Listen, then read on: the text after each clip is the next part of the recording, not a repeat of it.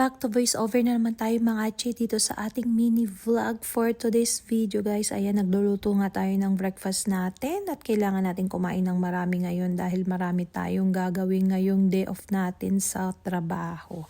So ayan, nagluto lang tayo dyan ng corn beef, itlog, nagsanglil ng kaning lamig or nag-fried rice. Tapos ayan, nagtosta ng tinapay. Tapos ayan guys, ready na ang ating almusal for today's video. Ayan, syempre may kape. So pagkatapos natin kumain, ayan, dali-dali na tayong naligo. At ayan, pasuklay-suklay na tayo guys.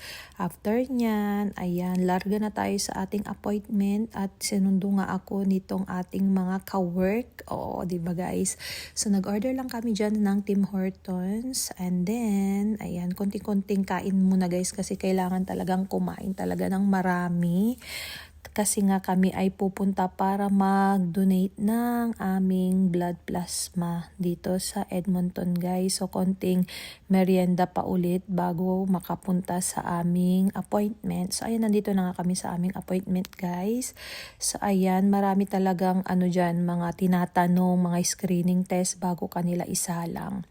So ayan na siya guys, nandito na tayo. First time ko ang mag-donate. Then after ng ating donation, sa hapon naman ay nagpunta naman kami ng aking mga katrabaho para manood ng Oilers dito sa downtown. So mayroong watch party dyan kasi naglalaro ang Oilers ngayon sa Florida.